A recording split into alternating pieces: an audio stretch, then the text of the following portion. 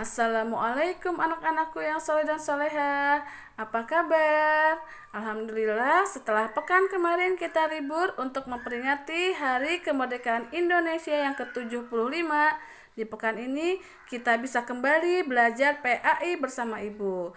Untuk materi PAI pekan ini kita masih membahas bab 2, ya, yaitu tentang surat Al-Fatihah dan surat Al-Ikhlas. Untuk surat Al-Fatihah sudah kita bahas di pekan sebelumnya. Coba sebelum kita melanjutkan ke pembahasan tentang surat Al-Ikhlas, Ibu akan sedikit bertanya dulu kepada anak-anak. Masih ada yang ingat Al-Fatihah artinya apa? Bagus, Al-Fatihah artinya adalah pembukaan. Surat Al-Fatihah disebut Ummul Quran atau Ummul Kitab. Ada yang masih ingat Ummul Kitab artinya apa? Hebat. Ummul Kitab artinya adalah induknya kitab Al-Quran. Surat Al-Fatihah ada 7 ayat dan wajib dibaca dalam setiap rakaat sholat. Sekarang kita akan lanjutkan pembahasan kita ke surat Al-Ikhlas, sayang ya. Surat Al-Ikhlas termasuk surat pendek. Jumlah ayatnya ada 4 dan terdapat dalam juz ke-30. Anandaku semua ada yang tahu juz ke-30 dalam Al-Quran dinamakan apa?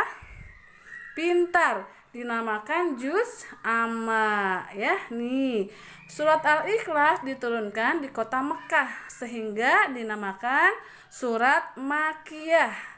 Artinya surat yang diturunkan di kota Mekah.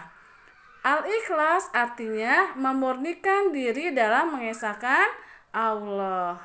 Ibu yakin anak-anak semua sudah hafal surat Al-Ikhlas ya? Yuk, sekarang kita coba bacakan surat Al-Ikhlas bersama-sama beserta artinya ya. Yuk, siap?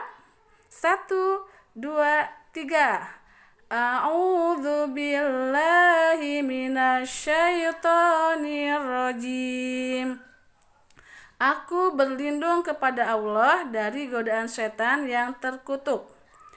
Bismillahirrahmanirrahim. Dengan nama Allah yang Maha Pengasih, Maha Penyayang. Qul huwallahu ahad.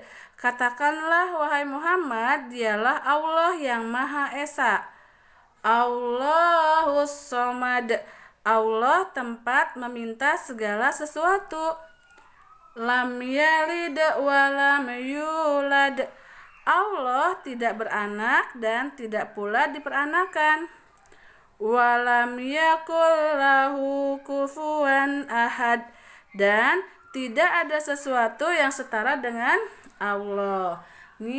Pesan yang ingin disampaikan dalam surat Al-Ikhlas diantaranya menerangkan bahwa Allah itu Maha Esa. Artinya Allah hanya satu, tidak punya anak, tidak punya ayah, tidak punya ibu, karena Allah Maha Esa, hanya satu. Allah tempat kita semua bergantung, tempat kita berdoa dan berharap untuk memohon segala sesuatu. Contohnya, jika anak-anak menginginkan sesuatu, maka anak-anak harus senantiasa berdoa kepada Allah. Bu, aku nanti mau minta sama ayah sama ibu pasti dikasih.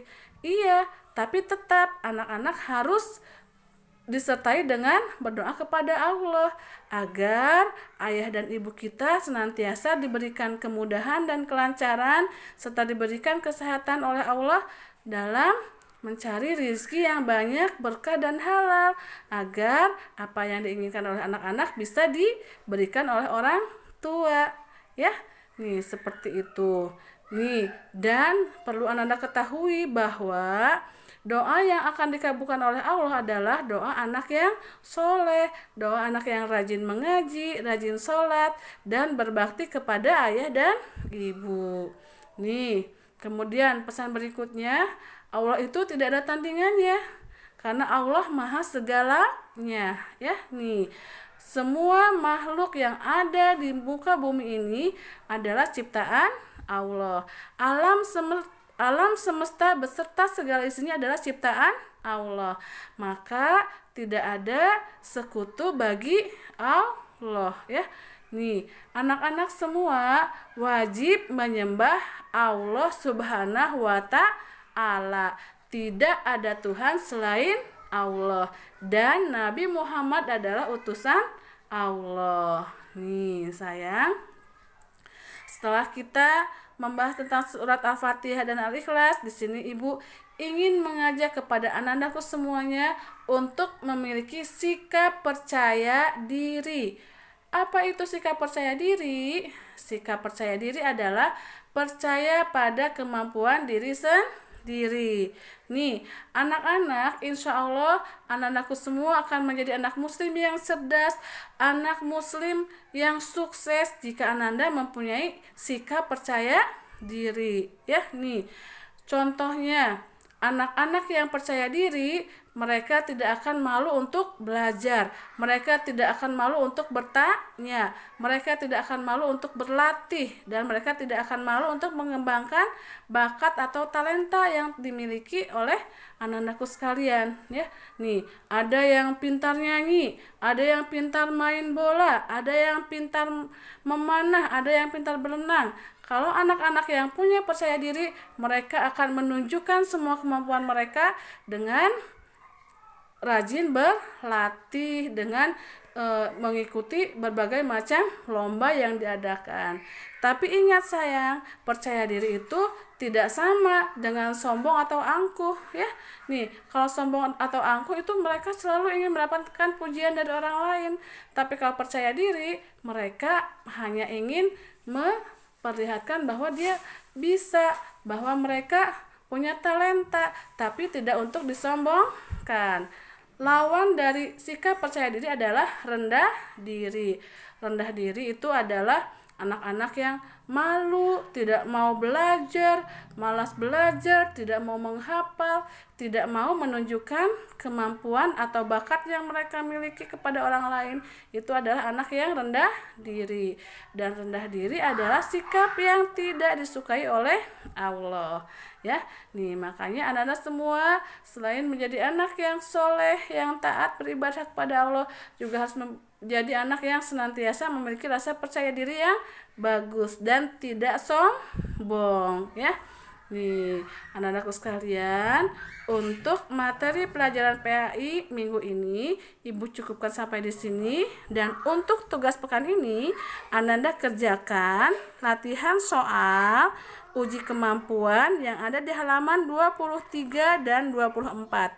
Tapi yang dikerjakan pekan ini hanya bagian A-nya saja, yaitu soal pilihan ganda dari nomor 1 sampai dengan nomor 10. Oke? Kalau ada pertanyaan atau hal-hal yang ingin ditanyakan, Ananda boleh langsung tanyakan ke Ibu, boleh telepon ataupun WA. Oke sayang, sampai di sini dulu pelajaran PAI dengan Ibu. Wassalamualaikum warahmatullahi wabarakatuh.